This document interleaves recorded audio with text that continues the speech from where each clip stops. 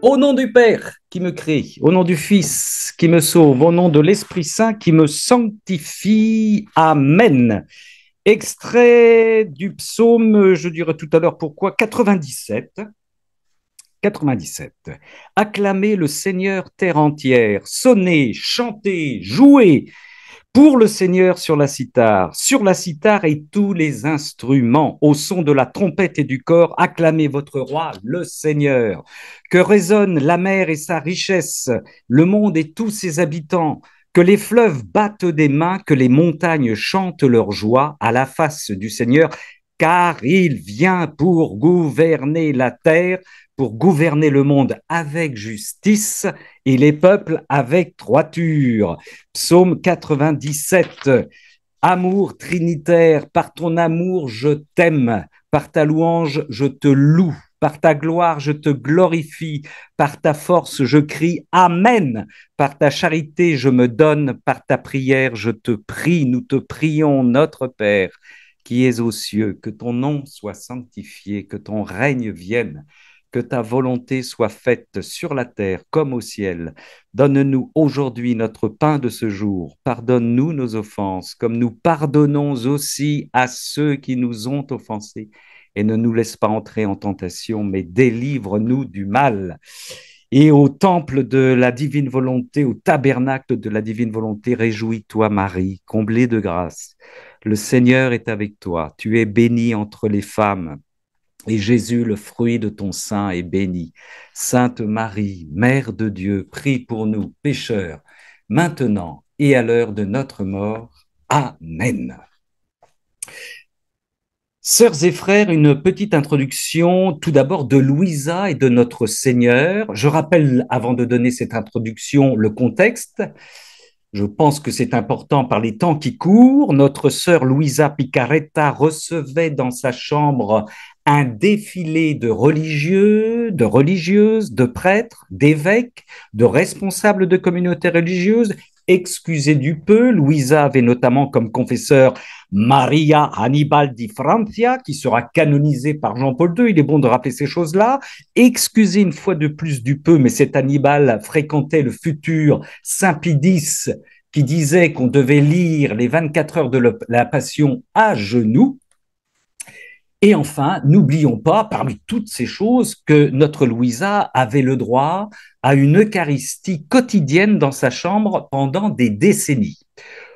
Au passage, prions pour les détracteurs chrétiens, chrétiennes, de la divine volonté, que notre Dieu miséricordieux les plonge dans sa pitié. Donc, le contexte étant précisé, un jour, un monseigneur, monsignore, un évêque sans doute, je suppose que c'est un évêque, vient visiter Louisa et s'interroge. Alors là, je lis le 9 janvier 1903, volume 4. Louisa se plaint.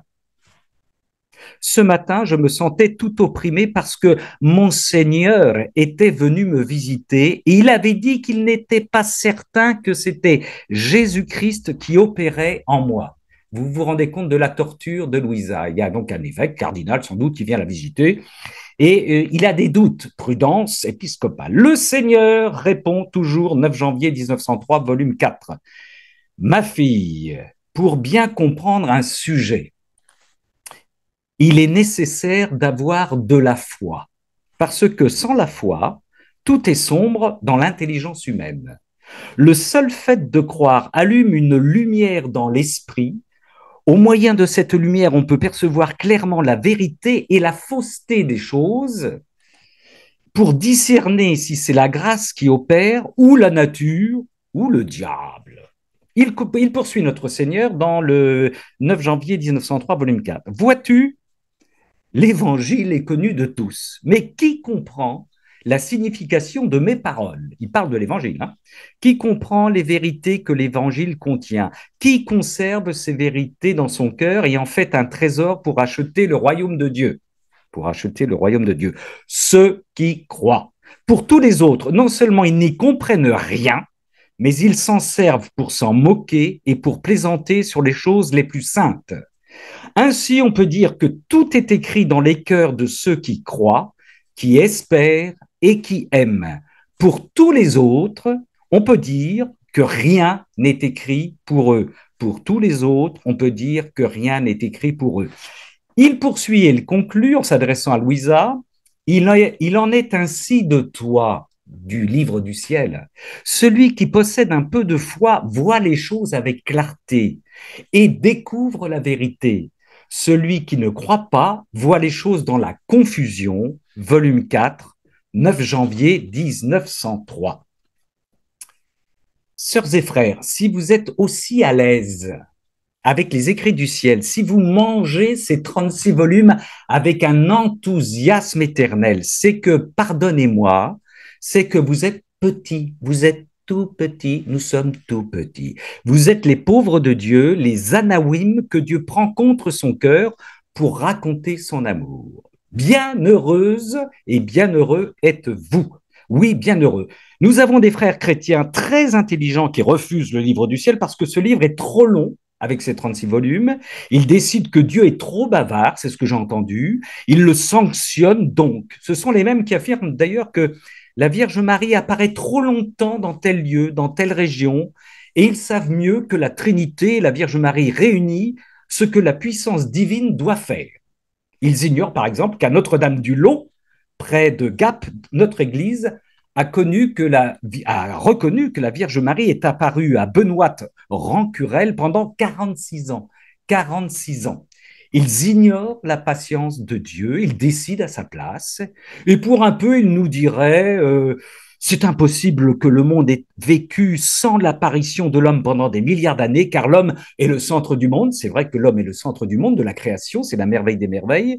Donc, ce qui est vrai, donc l'homme n'a pas pu attendre aussi longtemps avant que d'intervenir. Doit y avoir une erreur de chiffre. Ils sont prêts à dire des choses comme ça.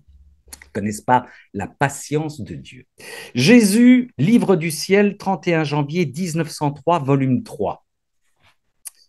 Nous qui prions souvent le couronnement d'épines dans les 24 heures de la Passion, écoutez ça. Ma fille, j'ai voulu souffrir ces épines dans ma tête non seulement pour expier tous les péchés causés par les pensées des hommes, mais pour unir l'intelligence humaine à l'intelligence divine. Raccord. L'intelligence divine avait comme disparu des esprits humains. Mes épines la rappelèrent du ciel et la greffèrent de nouveau sur l'intelligence humaine. De plus, j'ai obtenu aide, force et lucidité pour ceux qui allaient manifester les choses divines et les faire connaître aux autres. On a besoin de temps en temps d'être requinqué. Je redonne cette dernière phrase. De plus, j'ai obtenu aide, force et lucidité pour ceux qui allaient manifester les choses divines et les faire connaître aux autres. Loué sois-tu, Seigneur. Jésus, alors, livre du ciel, 31 janvier 1903, volume 3. Sœurs et frères, un petit aparté qui n'engage que moi. Je ne suis pas en accord avec le cardinal Sarah. Cardinal Sarah, il dit que l'Église n'est pas prête pour la divine volonté. Il a raison et il a tort. C'est comme s'il disait il y a 2000 ans, le peuple hébreu n'était pas prêt pour l'incarnation et la rédemption. Il aurait eu raison et il aurait eu tort. Je m'explique. Il aurait eu raison parce que les puissances religieuses ont condamné Jésus. Mais, dans le même temps, l'Église est née. Jésus a dit, et il le rappelle dans le volume 5 notamment, il parle du consistoire trinitaire. À chaque fois qu'il fait quelque chose, qu'ils font quelque chose, que la Trinité fait quelque chose, c'est pas un coup de poker, c'est pas un coup de jeu de dés, tiens, on va faire la rédemption, tiens, on va produire la divine, pas du tout. C'est pensé, c'est taillé au cordeau. Et donc, c'est là que Jésus contredit le cardinal Sarah. Il dit que l'Église est prête depuis Luisa Picaretta pour la divine volonté. Elle est prête. Alors, bien entendu, nous répétons les mêmes réactions de quelques institutions, enfin de quelques forces religieuses qui s'opposent, mais elle est prête. La preuve, nous sommes là. Nous sommes là, après Louisa, l'Église est prête. Et j'enfonce le clou jusqu'au bout parce que vous avez tout entendu parler de cette sœur chrétienne journaliste qui a produit un écrit disant que les relations entre Louisa et Jésus, je résume, hein, mais c'est sordide, relevé à la fois du sadisme, de la pornographie et de choses comme ça. Moi, je pense que cette sœur, pour qui il faut beaucoup prier, doit reporter entre Jésus et Louisa les dérives que nous vivons actuellement dans notre Église, malheureusement, et qui ont dû la traumatiser. Mais je vais prendre deux exemples, parce qu'elle prend ce genre d'exemple. Quand Louisa fait du bouche à bouche avec Jésus, vous savez, ce n'est absolument pas choquant, c'est simplement, c'est une image, et peu importe comment ça se passe d'ailleurs, c'est pour que le Seigneur transmette son amertume dans la bouche de Louisa. Il n'y a rien de dégoûtant là-dedans. Quand Louisa tête Jésus, elle tête de laisser pour recevoir de la vie, de la vigueur. Pour nous, il y a strictement rien de sale, voyez, de salace ou de pornographique là-dedans. C'est une communication qui se passe entre Jésus. Voilà. Seulement, la personne qui a un regard pervers va tout salir. Et je terminerai juste là parce que on va pas s'attarder là-dessus, mais quand notre apôtre Jean se couche, met sa tête contre le sein de Jésus, il n'y a pas une once non plus là de rapport ambigu, il n'y a pas non plus d'homosexualité, comme certains l'ont dit, il n'y a que notre Saint Jean, il pose son oreille contre le cœur du Jésus, parce que c'est du cœur de Jésus que sort son enseignement, son amour. Voilà, c'est aussi simple que ça. L'Église qui est prête comprend ça tout à fait tranquillement, paisiblement. Les membres de l'Église qui sont pervertis, qui sont pervers, ils voient de la cochonnerie partout. Prions encore une fois pour eux. Sœurs et frères, j'en viens à mon sujet. De deux choses l'une, soit il n'y a qu'une seule réalité, la réalité humaine qui se limite à notre pauvre raison, soit il n'y a qu'une réalité divine dans laquelle est fondue notre réalité humaine. Nous le savons, il n'y a qu'une seule réalité, c'est la réalité divine. Et heureusement, car cette réalité divine dépasse, transcende et rachète la violence, l'absurdité de notre réalité humaine. Dieu nous a donné la liberté de croire ce que nous voulons. Nous sommes totalement libres. Je peux dire tout et n'importe quoi aujourd'hui. Je vais vous donner un exemple. Je me suis amusé. J'ai le droit, en disant que lorsque je conduis ma voiture, que je ne conduis pas ma voiture parce que c'est mon choix, je dis que je conduis un âne. Et pour vous le prouver, je vais à la station essence et plutôt que de prendre de l'essence, je vais sortir du coffre un seau plein d'avoine et je vais essayer de remplir ma voiture avec de l'avoine. J'ai le droit, c'est mon droit. Chacun fait ce qui lui plaît. Et pendant ce temps-là, j'entends pas le son de la, vous savez, automatique enregistrée de la station essence qui me dit: vous êtes arrivé au bout du chemin, vous avez à choisir entre le purgatoire, le paradis ou l'enfer. Donc, aujourd'hui, j'ai tous les droits, je peux dire ce que je veux, tout, même les choses les plus absurdes, les plus insensées au sens biblique du terme.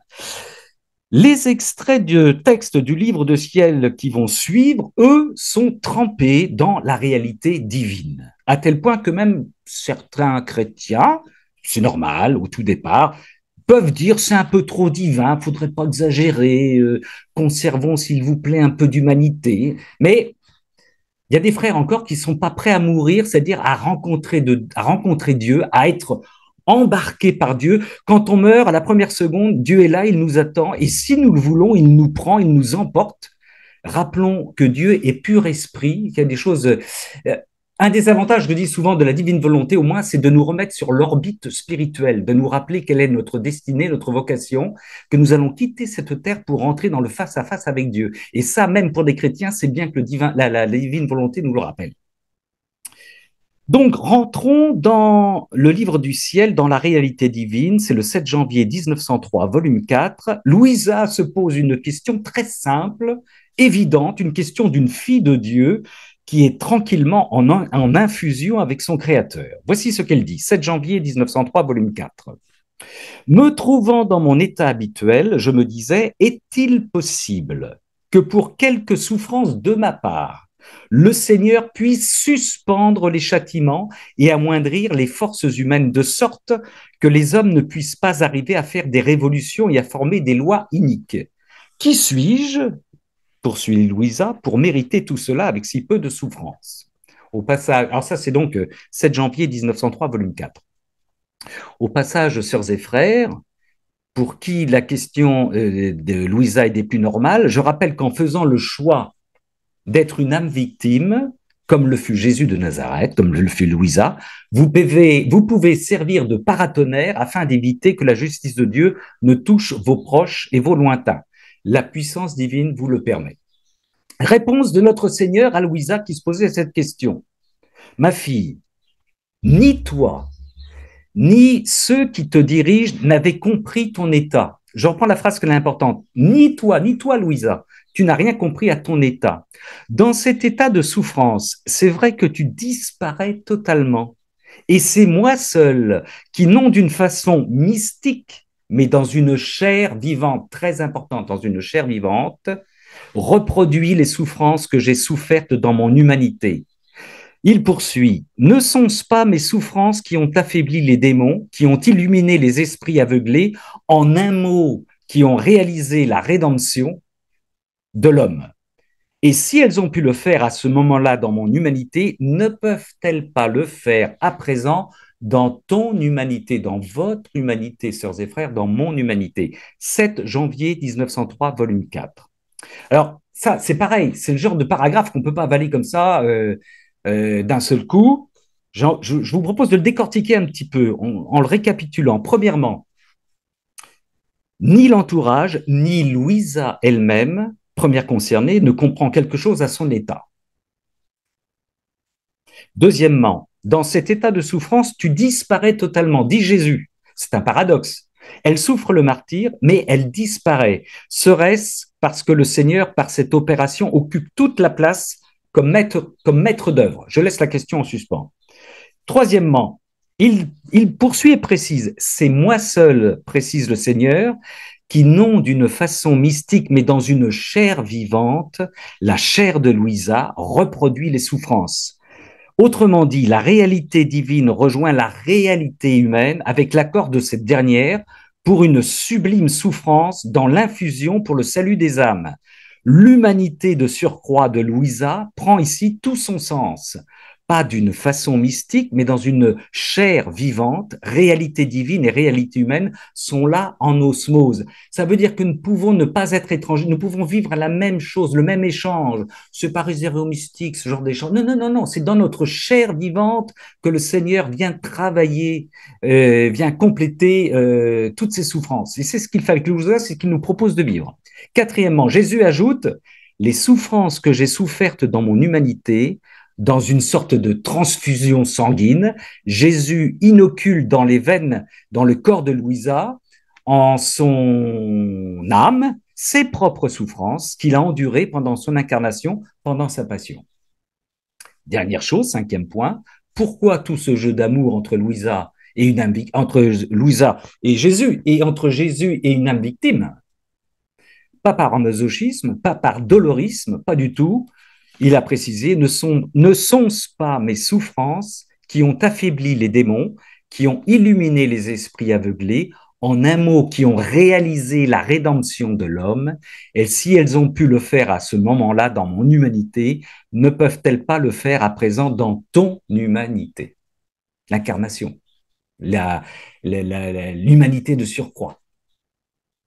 L'enfant Dieu, si vous êtes des âmes victimes, votre humanité de surcroît communie à la passion et à la rédemption du Christ. C'est pas réservé à quelques saints, à une élite, à des gens. Voilà, nous sommes appelés à partager cette même passion dans notre chair, dans notre humanité. C'est bon de le rappeler aussi.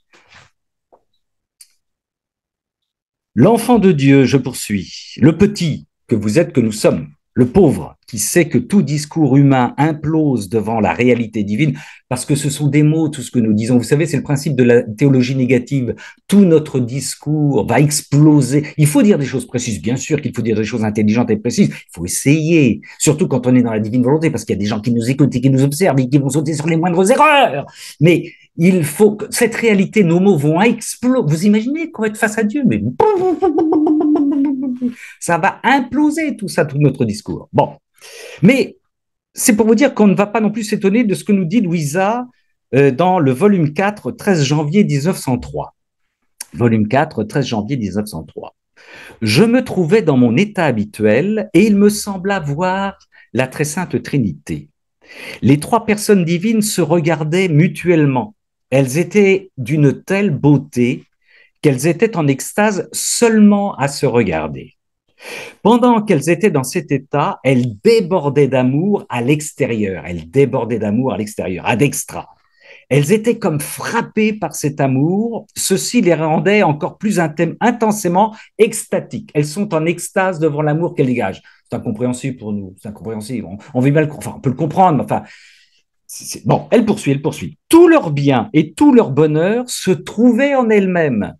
Toute leur vie éternelle, toute leur béatitude et toutes leurs opérations se résumaient par ce mot unique, amour. Amour. Toute la béatitude des saints était formée par l'opération parfaite de la très sainte Trinité. Je vais y revenir tout à l'heure. Toute la béatitude des saints était formée par l'opération parfaite de la très sainte Trinité. Elle poursuit. Pendant que je voyais cela, le Fils prit la forme du crucifié. Sortant du milieu des trois personnes divines, il vint vers moi pour me faire participer aux souffrances de la crucifixion. Ça nous concerne, ce que je disais tout à l'heure. Ensuite, il retourna vers les trois en offrant à la très sainte Trinité ses souffrances et les miennes et les vôtres. Il suppléait ainsi à l'amour que toutes les créatures devaient à la Trinité trois fois sainte.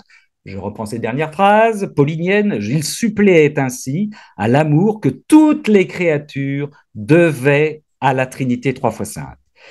Elle poursuit. Qui pourrait décrire le bonheur des trois personnes divines et combien elles étaient satisfaites de l'offrande du Fils? Lors de la création des êtres humains, rien d'autre ne sortit de l'intérieur de la Sainte Trinité que des flammes continuelles d'amour.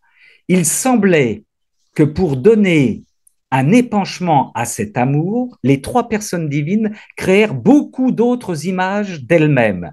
Alors elles ne sont satisfaites que lorsqu'elles reçoivent ce qu'elles ont donné, que lorsqu'elles reçoivent ce qu'elles ont donné. Elles ont donné de l'amour, elles veulent de l'amour. Donnons de l'amour à la Trinité. Ainsi, le plus cruel, elle poursuit, elle conclut, le plus cruel affront que l'on puisse faire à la Trinité sainte, c'est de ne pas l'aimer. Cependant, ô Dieu trois fois saint, qui t'aime vraiment? Après cela, les trois personnes divines disparurent, mais, alors écoutez bien ce que dit, mais qui pourrait décrire ce que je venais de comprendre? Louisa, elle a cette perception à moi la Trinité, et puis elle dit quand même, mais qui pourrait décrire ce que je venais de comprendre? Mon esprit se perdait et ma langue ne pouvait articuler un seul mot. On la comprend, on la comprend. Volume 4, 13 janvier 1903, on la comprend. Essayons nous-mêmes de traduire à nos frères et à nos sœurs ou à des gens qui n'ont pas la foi une expérience d'amour avec le Seigneur. Essayons. Encore une fois, on ne rêve pas. Louisa décrit la réalité divine qui est notre réalité, sœurs et frères. C'est évident, c'est simple, c'est lumineux. Tous les petits se régalent avec ce constat et le partagent, même si Louisa dit qu'à la fin, elle en perd son latin. Ben oui. Et dans ce texte qui précède et qui est une fois de plus d'une densité incroyable, d'une densité divine, je m'arrête sur cette phrase. Toute la béatitude des saints était formée par l'opération parfaite de la très sainte Trinité. Dans le présent éternel, moi, amusez-vous des fois à tout remettre au présent, même les Écritures de la Bible. C'est le prologue de Saint Jean, remettez-les au présent, c'est extraordinaire. Dans le présent éternel, Louisa nous permet de reprendre cette phrase donc au présent de l'indicatif. Toute la béatitude des saints est formée ou se forme par l'opération parfaite de la très sainte Trinité. Cela rejoint une question que nous nous posions lors de notre dernière rencontre, et je pense à ma sœur Françoise qui est là avec nous ce soir. Pouvons-nous apporter quelque chose aux bienheureux? C'est la question que nous nous posions. Ou pouvons-nous communiquer un peu de gloire accidentelle aux bienheureux?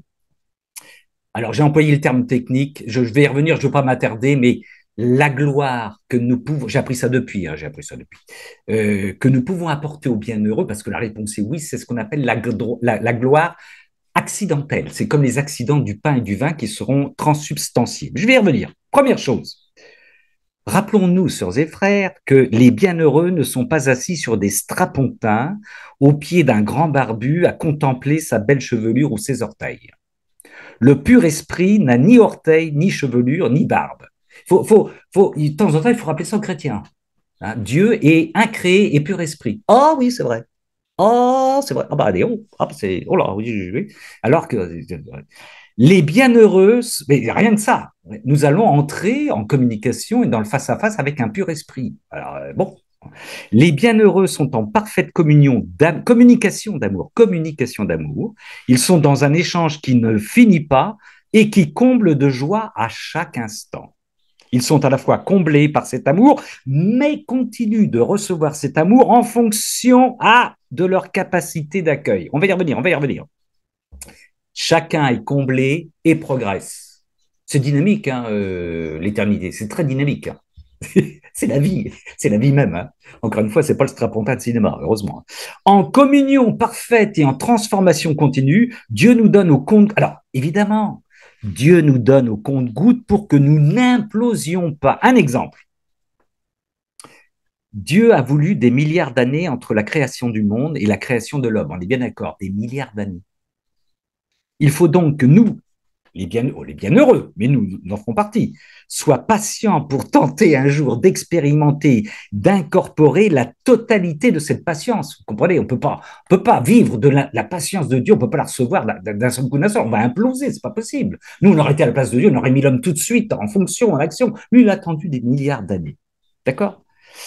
À supposer qu'on puisse recevoir cette patience totalement divine. Il en est de même pour la miséricorde. Toute la miséricorde divine, on ne peut pas la prendre en nous, c'est pas possible. On n'a pas les moyens. L'amour, la science infuse, la joie, la paix, la chasteté, on ne peut pas prendre tout ça d'un seul coup en nous, on va le prendre petit à petit. Moderato cantabile, moderato cantabile. Mais cantabile. Catéchisme de l'Église catholique numéro 2550, reprenant Saint Augustin, Augustine. Dieu, je cite, Dieu sera lui-même la fin de nos désirs, lui que nous contemplerons sans fin, aimerons sans satiété. C'est-à-dire que nous aurons toujours envie de cet amour. On sera comblé et jamais rassasié. On en voudra toujours plus. Très gourmand de Dieu.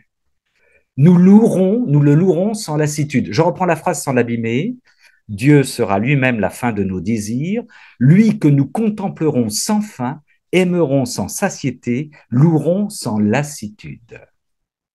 Donc, je reviens à la question que nous avions abordée avec nos saintes sœurs la dernière fois. Pouvons-nous donc communiquer un peu de gloire accidentelle aux bienheureux qui ne peuvent plus produire de nouveaux actes puisqu'ils sont avec le Seigneur? Oui, nous le pouvons. Puisque, comme le répète souvent Jésus à Louisa, la créature qui s'en remet à la divine volonté peut participer aux œuvres ad intra et ad extra de la Trinité. On peut participer à tout avec la Trinité. Ça mérite aussi, c'est extraordinaire. Avec la Trinité, on peut participer à toutes leurs œuvres. Et la suite d'une de nos sœurs, que j'aperçois avec son chat, qui nous y invitait lors de nos dernières rencontres, lisons un extrait des 24 heures de la Passion, 7e heure entre 23 heures et minuit. Je cite. Enfin, ô maman, entrons dans les régions célestes et offrons ce sang, le sang du Christ évidemment, à tous les saints et aux anges pour un surcroît de gloire et d'action de grâce, pour un surcroît de gloire et d'action de grâce, et pour qu'ils prient pour nous, qu'en vertu de ce sang, nous puissions les rejoindre. Et après avoir donné à tous le sang de Jésus, nous irons de nouveau vers lui. Anges et saints, venez avec nous, venez avec nous. Ah, Jésus a soif d'âme. Il veut que toute créature entre dans son corps pour que chacune en reçoive les fruits de son sang. Plaçons toutes ces âmes autour de Jésus. Il se sentira revenir à la vie comme récompensé de toutes les peines de sa passion. Ça, c'est les 24 heures de la passion, 7e heure entre 23 heures et minuit. Volume 17, je poursuis, 20 juin 1925. Volume 17, 20 juin 1925. L'âme qui vit dans la divine volonté est cause de joie divine et de ravissement pour les bienheureux du ciel. Je la reprends, petit bijou. L'âme qui vit dans la divine volonté est cause de joie divine et de ravissement pour les bienheureux du ciel. Volume 13, 9 août 1921, Jésus à Louisa. Comme ils sont beaux, les actes réalisés dans ma volonté.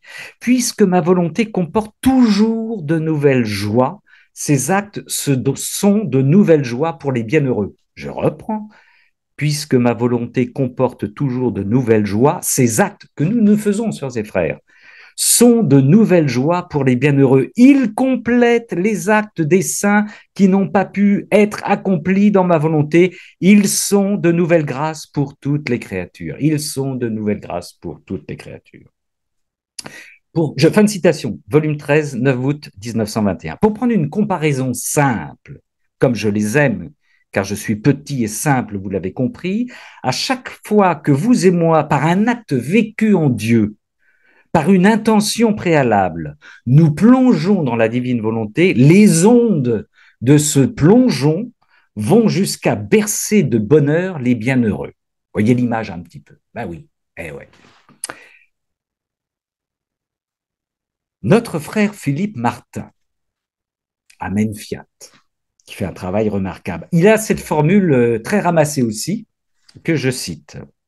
Nous devenons des sources de béatitude additionnelles provenant de Dieu et retournant à lui en arrosant les élus de délices qui n'auraient pu être sans notre concours, sans notre oui à Dieu. Je la reprends parce que c'est du concentré. Nous devenons, nous, ici, là, actuellement, des sources de béatitude additionnelles, provenant de Dieu, bien sûr, provenant de Dieu, mais oui, et retournant à Dieu en arrosant les élus de délices qui n'auraient pu être sans notre concours, sans notre oui à Dieu. Ça, nous pouvons le faire parce que nous avons apporté notre concours, nous avons apporté notre fiat, notre amen, et c'est pour ça que nous vivons dans le cœur de la Trinité, sœurs et frères. Au passage, je vous donne des références du livre du ciel qui parlent de ces grâces accidentelles dont nous sommes les courroies de transmission. Alors, il y a les grâces essentielles, c'est les grâces dont nous allons profiter, jouir, nous, quand nous serons bien heureux.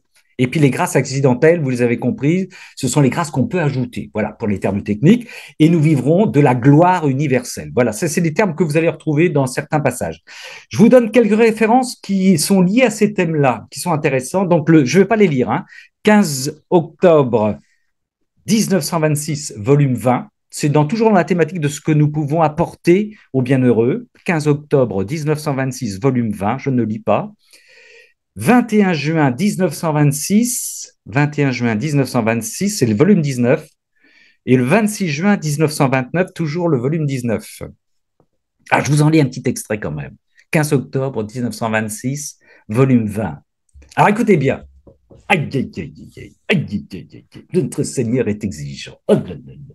En fait, Françoise, c'est pour toi. Alors, je dis, Françoise, c'est pour répondre à notre discussion de la dernière fois. Quand je dis que c'est pour toi, bien sûr, c'est pour nous tous. En fait, c'est Jésus qui parle. C'est le Maître qui parle. C'est dans la mesure où la créature prend ma volonté que j'étends en elle mon royaume et qu'elle étend son royaume dans ma volonté. Dans la mesure. Oh là. Mais dans la mesure où elle me laisse dominer dans ses actes, j'étends ses frontières dans mon royaume, et plus je donne, et plus elle prend de joie, de bonheur, de bienfait et de gloire. Je cherchais, je l'ai complètement, je ne sais plus, mes sœurs vont me le dire, vous savez, c'est dans Ézéchiel, je crois, élargit les tentes, balance les drisses, les cordages et tout ça, pour, voilà, c'est la même image. Voilà. Je reprends, tais-toi, ne commande pas, tais-toi. En fait, c'est dans la mesure où la créature prend ma volonté que j'étends en elle mon royaume, et qu'elle étend son royaume dans ma volonté, mais dans la mesure où elle me laisse dominer dans ses actes, j'étends ses frontières dans mon royaume, et plus je donne, et plus elle prend de joie, de bonheur, de bienfait et de gloire. Mais il poursuit. En fait, il est établi que dans la céleste patrie, elles recevront autant de gloire, de béatitude et de bonheur qu'elles auront enclos de divine volonté dans leur âme sur la terre. Ah, ça, je la reprends aussi. Hein. En fait, il est établi que dans la céleste patrie, elles recevront autant de gloire, de béatitude et de bonheur qu'elles auront enclos de divine volonté dans leur âme sur la terre. Nous sommes, il faut que nous nous réveillons, les amis. C'est pour ça. Leur gloire, je poursuis, tais-toi. Leur gloire sera mesurée par la volonté même que possédera leur âme. Elles ne pourront recevoir davantage parce que leur capacité et leur largeur sont formées par cette divine volonté qu'elles ont faite et possédée en vivant.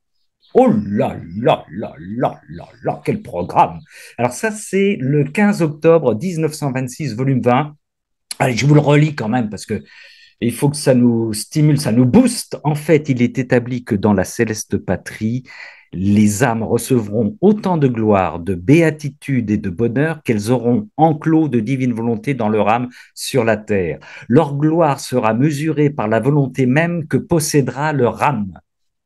Elles ne pourront recevoir davantage parce que leur capacité et leur largeur sont formées par cette divine volonté qu'elles ont faite et possédée en vivant. Fin de citation. Alors, sœurs et frères, je pense que ça répond pas mal, on va en reparler peut-être avec François tout à l'heure, mais ça répond à ce qu'on nous a mis abordé la dernière fois. Mais il n'y a pas de jalousie non plus, je m'explique. C'est logique, c'est logique. Si j'ai une foi de dé à coudre pendant ma vie terrestre, pendant Jésus, il est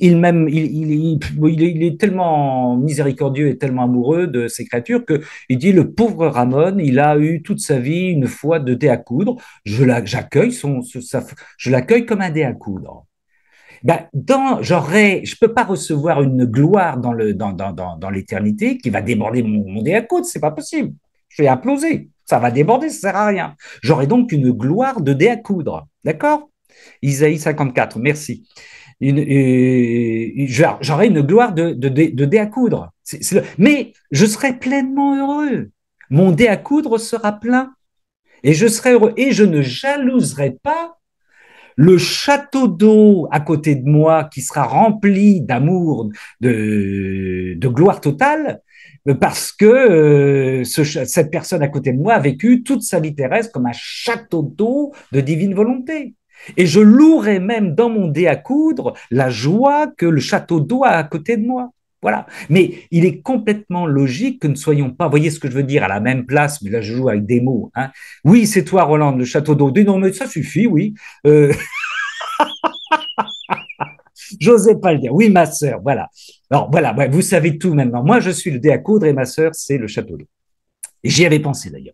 Voilà. Mais elle me versera de temps en temps, elle me versera, elle débordera pour m'envoyer une petite gouttelette. Voilà. Mais voilà, la gloire, on comprend bien que je peux pas recevoir ce que je ne peux pas recevoir. La gloire sera trop grande, d'accord.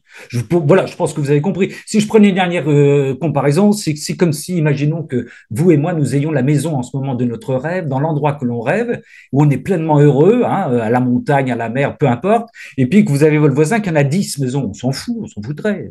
Pardon, excusez-moi, on s'en moquerait. Il a ses 10 baraques, il a ses 10... Mais nous, on a la nôtre et on est pleinement heureux. C'est ça, c'est ça. Mais ça veut dire qu'il y a un lien très étroit. Et là, là je rigole, mais enfin, avec notre Seigneur, on peut rire, on peut toujours rire, c'est bien. Mais ça nous amène à notre exigence de notre vécu terrestre. Et c'est pour ça que je disais la dernière fois, vous savez, que priez pas simplement pour la conversion de nos sœurs et nos frères, mais pour qu'ils ne découvrent pas trop tardivement qu'ils aient tant d'expérimenter sur terre l'amour de Dieu pour qu'ils élargissent leur petit dé à coudre s'ils ne sont qu'avec un dé à coudre.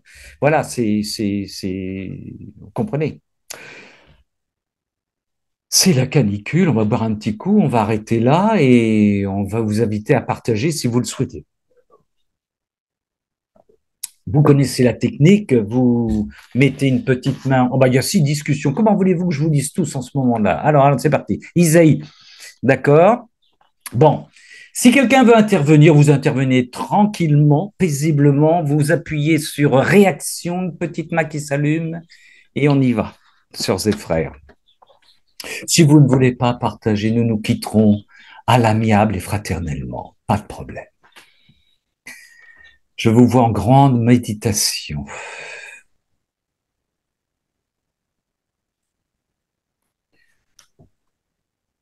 Je vais faire un petit tour par là. Ah ouais, bah dis donc, alors là.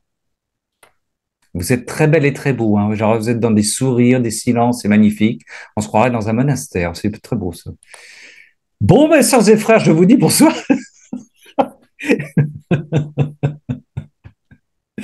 Oh, qui intervient? Oui, Géraldine. Oui, ben oui. Eh bien, écoutez, en fait, le Seigneur prolonge nos actes. Plus Oui, on se fait capacité, et plus il prolonge nos actes. Alors, on ne sait pas où il prolonge nos actes, mais voilà, c'est magnifique. bah Hein. ouais, c'est magnifique. C'est magnifique. On peut s'étendre, c'est sûr qu'on peut s'étendre au-delà de la terre. Ouais, ah Et ouais. on peut rendre heureux tout le ciel. C'est Mais ça qui est oui, mais magnifique. oui, mais Tous oui. les saints. Alors moi, c'est sans arrêt tous les jours, je prends tous les mérites de tous les saints et je les plonge dans la divine volonté D'accord. pour qu'ils prennent une valeur infinie auprès de tous sur Ah la ouais, terre. ah ouais. À chaque saint, d'ailleurs, les nouveaux saints de chaque jour, enfin, on peut faire des tas de choses. D'accord. C'est marrant, je fais pareil. Qui dit ça? Julia. Julia. Bonjour Julia. Oui, alors tu fais pareil, vas-y, explique. Eh bien, je fais une prière, oui, effectivement. Comme tous les jours, je lis la vie des saints et qu'il y a plusieurs saints dans euh, AELF, là, où là, on lit Oui, le. ah oui, oui, Voilà. oui, la liturgie, tout Donc, à il y a le fait, bien saint, sûr. il y a le saint du jour et il y a les Oui, autres saints. Et effectivement, je mets tous leurs mérites dans la divine volonté. Et je trouve. Par contre, j'ai pas pensé aux saints d'aujourd'hui qu'on connaît pas, etc. C'est une très bonne idée, Géraldine. ouais, oui, oui, oui. Mais, Moi, oui, si vas-y, oui, vas-y, Julia, oui. je voulais faire la même remarque que Roland tout à l'heure, c'est-à-dire que euh, Tu es un château d'eau, toi aussi, c'est ça. elle a dû te l'envoyer 4 fois parce qu'on n'a pas vu ça. Non, c'est-à-dire que les échanges entre Louisa et Jésus, ça se fait dans l'invisible, c'est-à-dire que Oui, elle est hors de son corps. oui, oui, oui. Donc, ça n'a rien à voir avec Jean qui pose réellement la tête sur le corps de Jésus, sur la Oui, poitrine de Jésus, oui, etc. Et il faut bien préciser, parce que ce qu'on vit dans son âme, c'est eh oui. je ne sais pas, je n'ai jamais vécu ça, mais je pense que c'est des sensations, on est nourri, on reçoit une amertume, donc l'amertume c'est le goût, on la ressent dans la bouche, on est réconforté, c'est aussi comme le lait d'une maman, enfin, je Ouais. pense que c'est des anthropomorphismes, Oui, oui, pourrait-on oui, dire, tout à mais fait. je ne sais pas comment ça se passe. Il faut bien dire, ça choque les gens. Alors, on va pas jusqu'à dire que c'est du sadomasochisme comme cette sœur très tordue, Oui, mais c'est quand même important de rester dans cette dimension de oui, l'invisible. bien sûr, Julia. Voilà. Mais ceci Et étant dit, Julia, pardon, oui, vas-y, oui. continue, je Non, t'écoute. vas-y, continue. Non, non, non, vas-y, vas-y, tu voulais Ça dire. n'a rien. Ah oui. Alors, et un autre sujet, je ne sais pas pourquoi, j'ai peut-être eu tort, mais quand tu as dit que Jésus est une âme victime, ça m'a choqué. Ah, oui, oui, c'est la victime, c'est la victime. Bah écoute, Voilà, oui, c'est l'agneau, c'est la. Oui, d'accord, bon, voilà. oui. Mais Bah, bon, mais peut-être non, que tu as raison si on réfléchit, mais ça il m'a me fait semble que drôle. c'est la victime qui a pris tout le péché du monde sur lui, hein. Oui, mais on peut pas. Oui, mais On n'a pas l'habitude de dire que c'est une âme victime. D'accord. et une âme victime, c'est qu'une âme, quoi. Ah Enfin, c'est bah déjà oui, beaucoup. oui, oui, c'est déjà pas Mais, mal, ouais. Et Jésus mais avait pris. Jésus, c'est Dieu. Oui, Et mais il dans n'y a que Dieu qui pouvait racheter un tout, tel oui, péché. d'accord, d'accord, d'accord, C'est d'accord. pour. Mais bon, peut-être qu'en termes, on pouvait le Non, comprendre, ce alors, que tu as dit. Mais voilà. je vais repréciser, Jésus était la victime, l'agneau, la victime. Voilà, la D'accord. victime, c'est D'accord. Ok. ce point. On est quand même encadré, hein, parce qu'on a entendu ce qu'on a appris. Mais Et c'est normal, c'est bien, c'est bien. Et puis ces échanges sont faits pour ça aussi, pour que nous, les laïcs, nous puissions nous exprimer, nous corriger, et voilà, sur la durée. Parce qu'on a aussi, ouais, je vais pas revenir là-dessus, mais on a toujours été dans une démarche de consommation, d'écoute. Et le Seigneur, là, il nous invite, vu les circonstances, à prendre, à être en première ligne avec nos faiblesses, avec nos hum, hum, connaissances, hum. avec nos cadrages, avec nos éducations, avec nos peurs, etc. Et il faut y aller, il faut y aller, il faut y aller. Voilà. Ah ouais, c'est Nous sûr. faisons une démarche d'église, voilà, nous vérifions les choses entre nous, nous les corrigeons au besoin, et c'est tout à fait normal. Merci, Julia. Parce Ben, que, de rien. merci, Merci à toi. merci. Mais tu sais, enfin non, je ne vais pas m'étendre là-dessus. Enfin non, je reviens pas sur Jean. Jean, je pense que il y avait aussi, il préfigurait, bien entendu, dans cette écoute, son oreille contre le cœur de Jésus. C'est le cœur de tout croyant aussi sur aujourd'hui. Hein, c'est ce que nous vivons. Hum. Voilà. Bon, bien sûr que c'est pas, il était dans une démarche physique, mais de même d'ailleurs que dans le livre du ciel, tu sais, Jésus, qui avait un prêtre qui était présent il dit que là où il y a une victime, tiens, je reprends le terme de victime. Là, à chaque fois où il y a une victime, il y a un prêtre. Et Jésus parlait de sa crucifixion en disant que le prêtre, c'était Jean qui offrait Jésus en victime. Hum, Et oui, hum, livre du ciel. Hein. Et il dit ouais. à Louisa que là, il veut que toujours là où il y ait une victime, il y ait un prêtre pour encadrer, pour accompagner. D'accord? Ou pour offrir, Oui, peut-être. pour offrir, et pour offrir, tout à fait, pour offrir, exactement. Et donc, il dit, alors moi j'avoue, je n'avais pas pensé du tout que Jean, et c'est Jésus qui dit ça, hein, j'ai plus la référence, était le prêtre qui offrait Jésus. Vous voyez, il préfigurait. Mais de même qu'il a Hum, préfiguré en écoutant, enfin bref, on va pas faire trois plombes là-dessus, mais en étant son oreille sur le cœur, ben, il écoutait ce que tout chrétien aujourd'hui se reçoit du Seigneur à travers l'écoute, voilà, dans la foi, quoi. Merci Sylvie, Vicky, Julia. Alors Vicky, Ah, par contre, il faut enlever la main, mais je ne sais pas comment. c'est pas grave, c'est pas grave. On prend la parole, Ah, Vicky. voilà, voilà, j'ai trouvé. Je le prends tous les Merci jours. Julia. Vicky, on t'écoute. Oui, je voudrais intervenir sur cette capacité et passer d'un dé à coudre à un château d'eau. Dans le livre du ciel, chaque vérité produit une vie divine. Hmm. Et chaque vérité que Jésus révèle à Louisa produit une vie divine en une âme qui l'accueille. Oui, Et cette capacité augmente au fur et à mesure de la connaissance des vérités du ciel.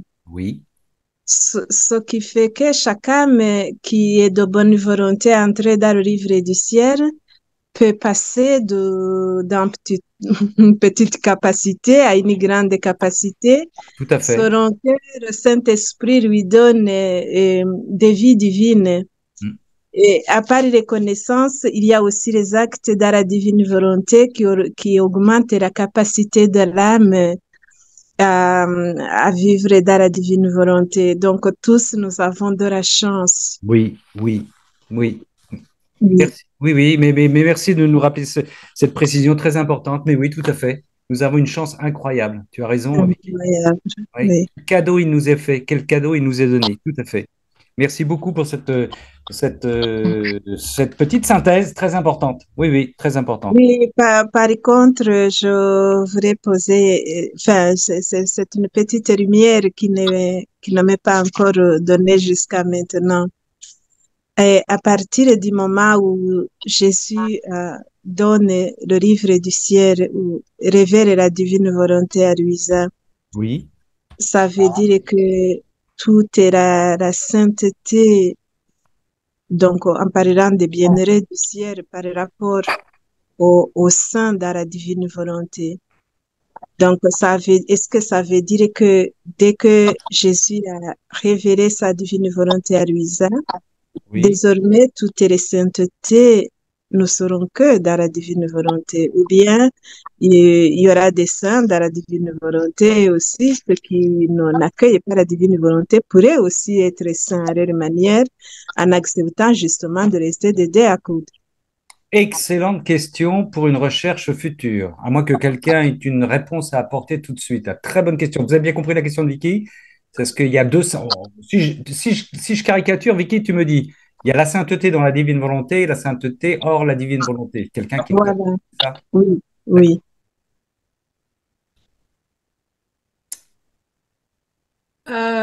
Ben moi, c'est Françoise qui parle. Moi, je pense que tant que l'Église n'aura pas, ou l'humanité n'aura pas admis et reconnu le livre du ciel et que nous sommes appelés à grandir dans la divine sainteté, eh bien, elle continuera à canoniser des saints tels qu'on en a l'habitude. Et plus on avancera dans la divine volonté et plus on connaîtra cela, et plus l'Église peut-être demandera et exigera que nous vivions dans la divine volonté. Alors combien de temps ça peut prendre, ça Dieu seul le sait, mais moi je sens ça comme ça. Voilà. Françoise, tu es une diplomate extraordinaire. J'aime bien ta réponse. Alors, non, mais c'est vrai, c'est très bien. Alors, Vicky, moi, je propose une autre réponse. Hein. C'est ma réponse, elle vaut ce qu'elle vaut. Si on définit étymologiquement la sainteté qui est la présence, la nature de Dieu, le tout autre, d'accord? La sainteté, c'est le tout autre, c'est Dieu. on va pas dire qu'il y a deux saintetés. Il y a la sainteté de Dieu dans les personnes qui ne connaissent pas la divine volonté qui est là, c'est évident, ne serait-ce que par les sacrements, par le baptême, etc. Mais Dieu sait que ces personnes ne connaissent pas la divine volonté, mais il est en eux et eux savent que Dieu est en eux. Vous voyez, donc il n'y a pas une exclusion. Il y a pas une, pour moi, il y a pas une exclusion. La sainteté, c'est la présence du tout autre de Dieu en chaque personne. Que cette personne après ait connaissance de la divine volonté, ça rajoute, ça, voilà, ça permet, ça ouvre le cadeau, ça ouvre des champs, mais ça n'exclut pas la sainteté, la première sainteté dont tu parlais. Nos frères, me semble-t-il, t'en connais certainement, nos frères d'église qui ne veulent pas entendre parler de la sainteté, de la divine volonté, et qui vivent saintement, sont en Dieu et avec Dieu. Ben oui, oui, c'est évident. Enfin, moi, ça me semble évident. Hein. Merci. Merci, Vicky. Merci. Sylvie.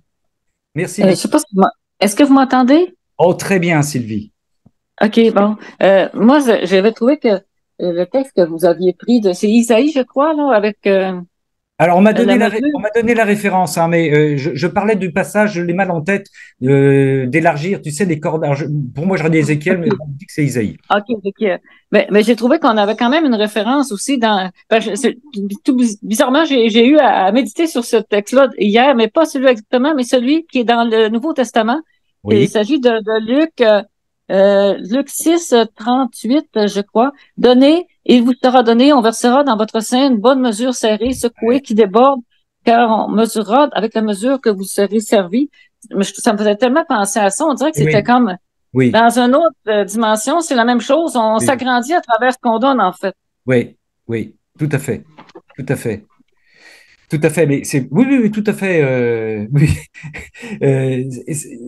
Le Seigneur nous propose une amplitude incroyable. Hein. C'est une amplitude incroyable à partir du moment où notre oui s'élargit, notre fiat s'élargit, notre amen s'élargit. Il nous donne des capacités surdimensionnées. Il est en nous. Il est en nous. Donc, on peut donner beaucoup au fur et à mesure que nous recevons beaucoup. Quoi. Mais oui, oui, vaste communicant entre l'amour et l'amour. Sûrement, ouais. Ouais. Merci, sœur Brigitte. Sœur Brigitte, faut ouvrir le micro, ma sœur, depuis la Grèce. Oui, voilà. Oui, moi, je voudrais bien revenir un tout petit peu en arrière. Oui. Quand vous avez parlé des âmes victimes et Oui. de la proximité d'un prêtre Oui. à côté Oui. de l'âme victime Oui. pour offrir. Oui. Alors, pour moi, c'est un peu confus, là. Bon. Qu'est-ce que vous vouliez dire, là? Alors, il faudrait que je retrouve le passage, mais c'est pas moi qui le dis, sœur. Non, non, d'accord. C'est pas moi Mais- qui le dis. Alors, je suis désolé, là, il faut que je retrouve le passage. Je ne vais pas le Oui. retrouver ce soir. Jésus dit que quand il a une âme victime, il a choisi une âme victime, il faut qu'il y ait quelqu'un à côté pour offrir cette âme victime. C'est quelque chose que j'ai découvert, moi. Et D'accord. Donc, c'est le travail mystique de l'âme victime qui est offert par le prêtre. oui, oui, c'est ce que j'ai compris, c'est ce que j'ai cru comprendre. Oui. Et il prend l'exemple de Saint Jean, qui était Oui. le prêtre qui l'offrait le Seigneur, qui s'offrait dans sa mort sur la croix. D'accord. Tout à fait d'accord. Mais je crois aussi que Dieu, dans son inexprimable providence, fait que il a placé dans l'entourage, dans la proximité de l'âme victime, un prêtre pour nourrir cette âme victime. Ah, oui, pour Parce nous, que l'âme victime oui, a des besoins qui sont extraordinairement plus développés et plus imposants, voulus par sa condition d'âme victime, et le Seigneur vient à son secours en mettant géographiquement, matériellement, un prêtre dans son entourage. ben, c'est ce que Jésus dit à propos des confesseurs, des directeurs spirituels qui sont à côté de Louisa. Oui. Puisqu'il y a toujours une relation, je vous rappelle, mais vous le savez, je ne vous apprends rien, triangulaire entre Jésus, Louisa et le confesseur, qui est des fois problématique pour le confesseur, mais problématique aussi pour Louisa. Et effectivement, oui, ça sert au travail de sainteté, d'âme victime qu'a à faire Louisa, puisqu'elle y a adhéré. Oui, oui, tout à fait, oui. Et je crois que si il y a des âmes qui ont peur de donner leur consentement pour devenir âme victime, il faut savoir que Dieu pourvoira à tous les besoins. Bien sûr, bien sûr. À tous les besoins. Jamais une âme victime ne manquera de nourriture. Jamais une âme victime ne manquera du corps et du sang du Christ tous les jours que Dieu lui donne, même si elle se trouve dans le désert. Tout à fait, tout à fait. Oui, oui, tout à fait. Qui est sublime. C'est important. Oui, oui, pour voilà, les candidats. Oui, oui, Françoise. Pardon, j'ai trouvé dans le livre 4 le passage où Jésus parle de ça. Si vous voulez, je vais vous le lire, c'est pas très long. Merci. Mais j'ai pas la date. Le lieu dans ma vie qui se rapporte le plus à toi, il parle à Louisa et le calvaire. Oui. Moi, prêtre et victime, élevé sur le bois de la croix, j'ai voulu un prêtre pour m'assister dans mon état de victime. Ce prêtre fut Saint Jean qui représentait mon église naissante. En lui, je les voyais tous, pape, évêque, prêtre et tous les fidèles. Le prêtre Jean, pendant qu'il m'assistait, m'offrait comme victime pour la gloire du Père et pour le succès de l'église naissante. Ce n'était pas un hasard qu'un prêtre m'assiste dans cet état de victime. Tout a été un profond mystère prévu de toute éternité dans l'Esprit divin. Cela signifie qu'en choisissant une âme victime pour les graves besoins qu'on trouve dans l'église, je veux qu'un prêtre me l'offre, qu'il l'assiste pour moi, qu'il l'aide et qu'il l'encourage dans ses souffrances. C'est S'ils magnifique. comprennent ces choses, c'est bien. C'est magnifique. C'est magnifique. Voilà. Alors, c'est dans le livre 4. Magnifique. Alors, mais, ouais, livre 4, merci. Mais oui, oui. Le tome 4. Je n'ai pas la date. Oui. Magnifique, ouais. Notre Seigneur, dans toute sa providence, a tout préparé. C'est extraordinaire. De nos vies, pour tout le monde. Et là, il avait son prêtre pour être offert lui-même. Et pour son église naissante qui offrait. C'est extraordinaire, c'est magnifique, c'est beau. C'est beau. C'est pour ça que, pour revenir aussi, ça peut nous aider, nous. Jésus dit que l'Église est prête pour la divine volonté. Il faut qu'on s'en tienne à ça, c'est tout. Quoi qu'il arrive. Le reste, pardonnez-moi, mais on s'en tape. L'Église est prête pour la divine volonté puisque le Seigneur l'a dit. Mais il dit, mais vous allez vivre la même chose que ce que j'ai vécu. Vous allez vivre la même chose que j'ai vécu. Vous allez vous faire crucifier. Oui, mais normal, logique. Voilà. Et si tout le discours de la divine volonté vous semble normal, ça prouve bien que vous êtes prêts. On ne se pose plus de questions, nous. On reçoit ça nous nourrit. Oui, Marie-Josée. Oui. Ce que tu disais au début, là, comme tu disais, ceux qui comprennent et ceux qui comprennent pas. Ce matin, j'ai vu quelque chose que Saint Augustin a dit. Il dit, il faut d'abord croire pour pouvoir comprendre. Oui. Alors, et ça demande de l'humilité. Et Jésus, il dit aussi dans le livre 1 que la sainteté d'avant exigeait l'humilité comme première vertu. Oui. Mais là, on est dans une sainteté, la plus grande sainteté. Alors Jésus va au-delà. Il veut plus que l'humilité. Il veut le néant. Oui. Alors, c'est pour ça que, comme tu as dit là, il faut qu'on soit tout petit. Et même Père Abel, il dit que Jésus choisit les plus misérables, les plus, comment il dit pire que misérables. Vraiment, comme il faut être vraiment misérable, lamentable, pathétique. Il faut avoir plus que l'humilité. Parce que déjà, dans la vie de la sainteté ordinaire, là, Jésus peut pas rentrer dans un cœur rempli d'ego. Oui. Jésus peut pas rentrer dans le cœur d'une personne qui sait tout, qui pense tout savoir. D'ailleurs, regarde les disciples. Jésus, je ne sais pas dans quel livre, il dit, regarde les disciples que j'ai choisis, j'ai pas choisi des docteurs de la loi. Parce que eux, ils étaient trop remplis d'eux-mêmes déjà, ça débordait par les oreilles. Il n'y avait pas de place pour moi. J'ai choisi des pauvres. Et la Seigneur aussi dit ça dans le livre, dans son livre. Jésus choisit des pauvres qui sont vides d'eux-mêmes. Et quand on est vide de nous-mêmes, c'est là qu'on reçoit sans poser de questions et on accepte et on croit. La foi vient plus facilement pour les tout petits, comme Sainte Thérèse de l'Enfant Jésus. Et il y a une autre citation d'un autre monsieur, mais ça c'est un monsieur américain, un économiste, qui dit, pour ceux qui croient, aucune explication est nécessaire. Mais pour ceux qui ne croient pas, aucune explication est possible. Pas mal. Ça, Oui. ça fait vraiment penser à Ouais. ça. Mm. Fait que, et puis, la société, comme tu dis, qui rejette tout ce qui est mystique, là, on est plus sécularisé, Oui. on encourage la sécularisation à outrance au point de perdre notre foi en la présence eucharistique. Il reste plus beaucoup de monde qui croit à ça, Non, ouais. malheureusement. Tellement c'est sécularisé. Et c'est dû au modernisme aussi, ça va ensemble, sécularisme, modernisme. Et je pense que justement, modernisme a créé plein de mots comme dolorisme, misérabilisme, pour dégrader, comme pour rendre ça ridicule un peu. C'est comme, non, on va pas tomber dans ça, comme dans ça, comme il y a 30 ans, là, on est rendu plus loin.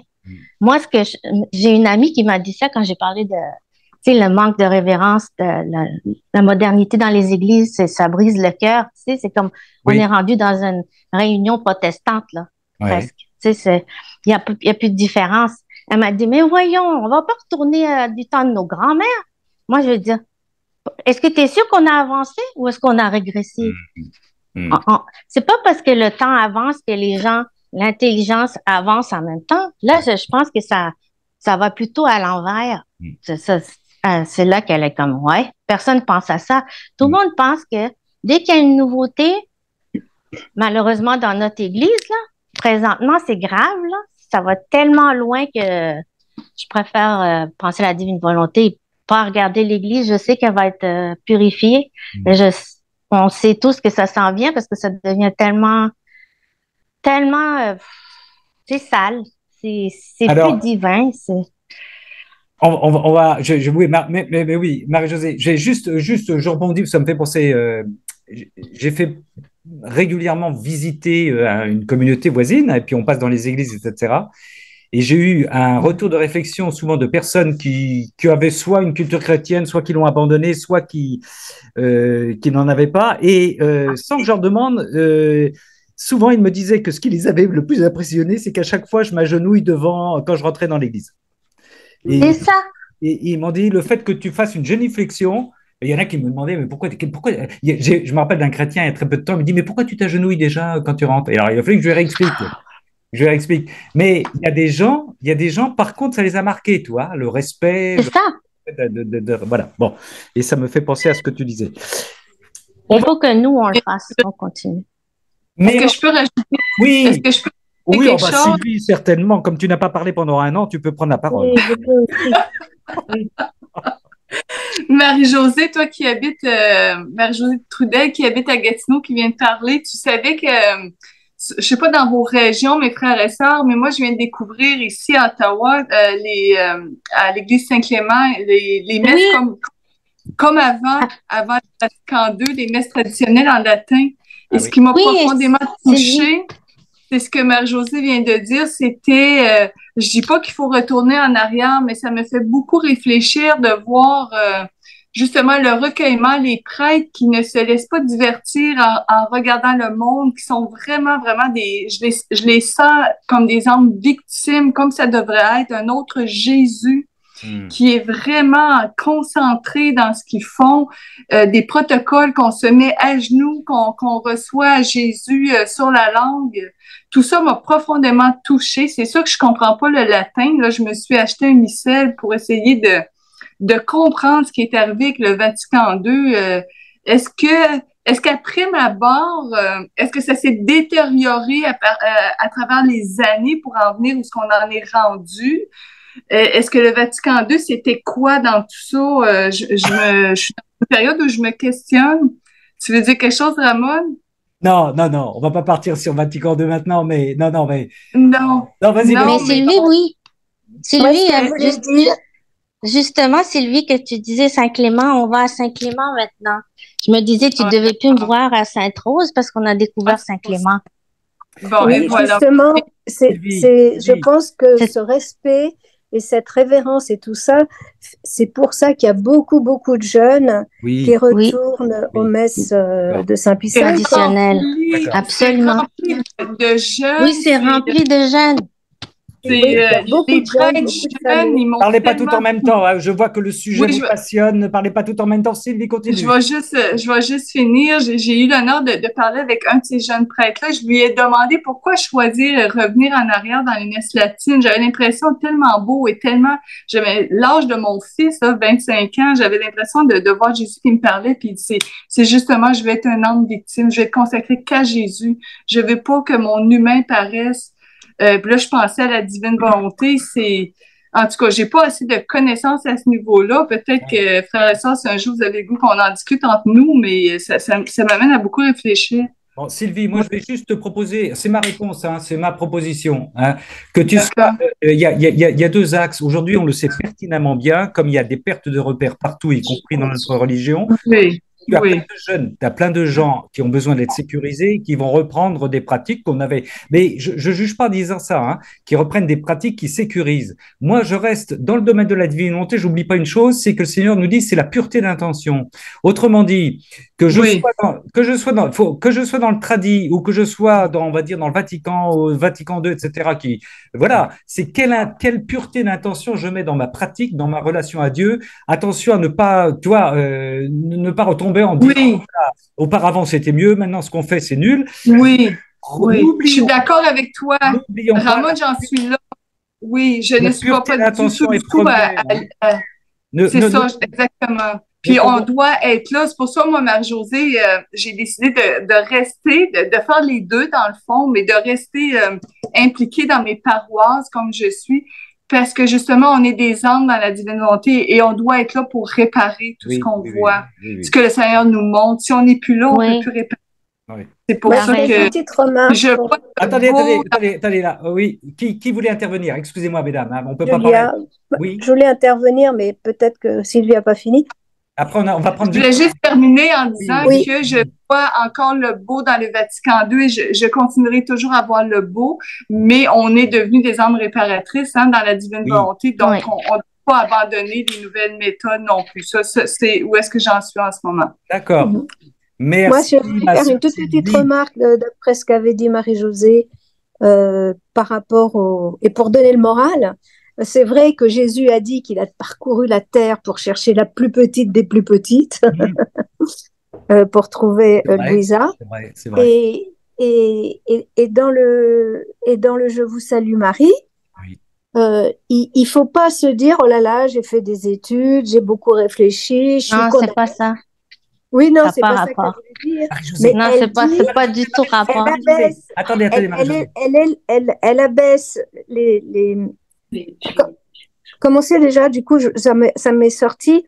Elle élève les humbles et abaisse. C'est-à-dire que toute personne qui n'est pas descendue dans son cœur ne peut pas être élevée vers le Seigneur. Et que où qu'on en soit, pour s'élever, un peu comme quand on se noie, il faut toucher le fond. Et il y a quelque chose comme ça. Le Seigneur, comment c'est déjà? Il renverse les puissants de leur trône, il élève les humbles. Et pour être élevé, il faut être abaissé. Et voilà. Et je trouve que ça remonte le moral parce que on se tord la tête, on cherche, et en fait, c'est tout simple. Le Seigneur, il nous abaisse et après, oui, je sais que c'est pas ça que tu as voulu dire, Marie-Josée. Je pense. On va passer, excusez-moi, parce qu'il y a beaucoup de monde à vouloir intervenir et je voudrais pas non plus vous retenir trop longtemps. Il y a Victorine qui voulait partir, intervenir depuis longtemps. Victorine, merci Julia. Victorine, il faut ouvrir ton micro. Il faut ouvrir le micro, Victorine. Oui, moi, en fait, c'était juste pour, en fait, parce qu'on a parlé de, il faut être tout petit. Oui. Déjà, pour être tout petit, si on n'est pas disposé nous-mêmes, c'est-à-dire que être tout petit, on ne pourrait pas devenir tout petit. C'est quand on se dispose vraiment à chercher à accueillir vraiment dans toute la vérité du Seigneur que vraiment voilà que en fait de devenir tout petit, en fait et ça va arriver naturellement en fait. Et Hop là, il y a un petit problème là. Est-ce que vous en... Oui. Victorine, vous êtes coupée. On va passer à... quand vous allez reprendre la parole, Jean-Marie et Françoise voulaient intervenir. Jean-Marie. Oui, Ah, c'est Thérèse, Jésus, il a dit à Thérèse d'Avila, fais-toi capacité, je me ferai torrent. Enfin, il avait déjà. Mais surtout, voudrais faire un parallèle avec le libre arbitre et l'évangile de dimanche prochain sur la Cananéenne, quoi, qui interpelle Jésus. Et dans le livre du ciel, il y a un seul endroit où j'ai vu que Jésus parle du libre arbitre. Et en fait, c'est le libre arbitre, c'est cette capacité. Jésus élargit notre écoute, quoi, il nous rend beaucoup plus humble par notre libre arbitre, en fait. Et, le démon, en fait, il veut nous détruire ce libre arbitre, en fait. Et je vous invite juste à lire c'est dans le tome 33. Tome 33, oui. Ouais, et je trouvais que c'était magnifique, en fait. Tu n'as pas la date. Tu n'as pas la date. Ça, je peux la trouver facilement. C'est vers la fin du 33. Ouais. D'accord. Et voilà, j'ai trouvé que je fais ce rapprochement avec l'évangile de dimanche prochain. Là, quand vous l'écouterez, vous verrez comment Jésus, en fait, il a su l'amener de façon à ce qu'elle amène, comment dirais-je, qu'elle se trouve, en fait. Et c'est justement, elle est dans la divine volonté, la cananéenne, parce que Jésus lui dit, ce que tu demandes, tu l'as obtenu, tu l'obtiendras, quoi. Tu l'as déjà obtenu. Voilà, c'est ce libre arbitre, en fait, qui amène la divine volonté à agir en nous. D'accord. Qu'on perçoit dans l'évangile de dimanche prochain. Dimanche prochain. Et nous avions Françoise qui voulait dire, je crois, il y avait quelqu'un qui peut, après Jean-Marie. C'est Françoise. Oui, mais moi, j'ai un peu revenu en arrière, mais je voudrais reprendre par rapport au texte, la réponse dans ce qu'on se posait par rapport à l'Église. Oui. Moi, je me dis, mais elle est dans le texte que je lus, là, livre 4. Jésus dit, je voyais tous, prêtres, évêques, les fidèles, il voyait toute l'Église dans son ensemble. Oui. Et je me dis, au moment de la croix, eh ben, il est vraiment mort pour nous, il nous a tous sauvés. Et que pour nous, maintenant, ce qui est important, c'est que, bon, on peut avoir des idées, des désirs, ça, tout à fait. Moi, je respecte, mais que dans la divine volonté, eh bien, faut tout remettre et se fusionner en Jésus, et se fusionner en Jésus sur la croix qui voyait toute l'Église, et lui dire, bah, avec toi, Jésus, je souffre avec toi pour l'Église, et essayer de refuser d'avoir des idées trop précises par rapport à un tel ou par rapport à ce qui se passe, parce qu'en fin de compte, c'est pas nous qui allons faire les choses. Oui, tout à fait. Voilà. Je trouve que ça, alors moi, je dis d'autant plus que je suis à Lyon et que c'est pas simple, hein. Oui. Et que, justement, je parle enfin, je vais pas dire en connaissance du coach parce que c'est un peu pompeux puis je connais pas toute l'église, mais quand même, là, on a un peu souffert quand même. Oui, tout à fait. Voilà. Tout à fait. Et oui, notre Seigneur, en nous invitant à nous plonger dans la divine volonté après avoir redécouvert notre néant et qui nous étions, parce qu'il insiste sur le fait de plonger dans notre néant et de bien nous connaître, il nous invite à tout cela pour bien le suivre, mais le suivre totalement, pas à 97%, pas 98%, à 100%. Et c'est énorme, oui, c'est très exigeant. Oui, je voulais dire, Ramon, par oui, rapport... Oui. Marie-Claire, oui. Oui, par rapport aussi à suivre le Christ, oui, par rapport à ce que tu disais, ce que Jésus disait à Louisa, par rapport à l'humanité de surcroît. Donc, je disais que elle souffrait dans sa chair, oui. comme Jésus, hein, pour être une humanité de surcroît. Et moi, je me disais, on peut aussi bloquer, aussi, comme tu parles du déacoude, là, hein, bon, aussi dans les souffrances, on peut dire stop à Jésus, quoi. Oui. On peut aussi être, comment je vais dire, à un moment donné, se dire, moi, je peux plus. Oui. Alors, bon, à ce moment-là, on bloque voilà. C'est parce qu'on dit que Jésus donne la force quand on est dans la souffrance, il donne les forces nécessaires. Oui. Mais des fois, ça déborde. Donc, ça veut dire, si ça déborde et que c'est trop dur, est-ce qu'on ne reçoit pas le soutien de Jésus ou bien c'est quoi? Voilà, c'est une question. Ouais, c'est une bonne question, ouais. Moi, je dirais que ça conduit à l'abandon, c'est-à-dire que comment dire, c'est pas un manque d'acte de foi que de dire, ah Seigneur, j'en peux plus, hein. Si cette coupe peut s'éloigner de moi, s'il te plaît, Père, par pitié, j'en peux plus, ouais. Ça fait partie de la foi, ça, hein. Mais non pas ce que je veux, non pas ce que je veux, mais ce que tu veux. Maintenant, si je pense, encore une fois, le Seigneur, il est pas, il y a rien de sadique, il y a que de l'amour dans notre Seigneur. Si tu lui dis que tu ne peux plus, il le comprendra. Voilà, il va distinguer entre je ne peux plus avec des intérêts, avec, tu vois, une recherche de confort, je dis n'importe quoi, avec une fuite, et il va pas le confondre avec une incapacité, une impossibilité à supporter davantage. Mais ça, notre Seigneur sait lire dans les cœurs, quoi. Oui, d'accord. Ben oui. Ben oui. Et l'acte de foi, justement, ça peut être de lui dire arrête, j'en peux plus. Je peux plus, là, je peux plus. Là, je peux plus, ça peut aller jusque-là, quoi. Hein. Oui, mais de dire en même temps, je peux si tu me donnes la force, quoi. Ah oui, voilà. Bien sûr, bien sûr, bien sûr, bien sûr. Bien sûr. Voilà. Oui. Bien sûr. Ok. Merci. Merci. C'est le 17 juin 1935. Vas-y, 17 juin 1935. 17 mai. 17 juin 1935. Ouais, d'accord. Volume 33. Volume 33, oui. D'accord, ça marche. Ok. C'est la seule fois où j'ai entendu Jésus parler du libre arbitre, en fait. D'accord. Bon, ben voilà. D'accord. Bien, sœurs et frères. De nouveau, je vous remercie. Si à moins que quelqu'un veuille encore intervenir, mais nous allons peut-être nous quitter là-dessus par ces temps très lourds, très chauds qui nous tombent dessus. Et puis, nous allons demander à notre Seigneur lui-même de venir nous bénir maintenant, tous, au nom du Père et du Fils et du Saint-Esprit. Amen. Je vous remercie infiniment pour votre participation, les sœurs et les frères. Église de la Divine Volonté, j'espère vous retrouver bientôt. Bon week-end à vous, saint et bon week-end à vous. Merci à toi et merci à tous. Merci. Au revoir. Bye bye. Bye bye tout le monde. Au revoir tout le monde. Au revoir. Denise.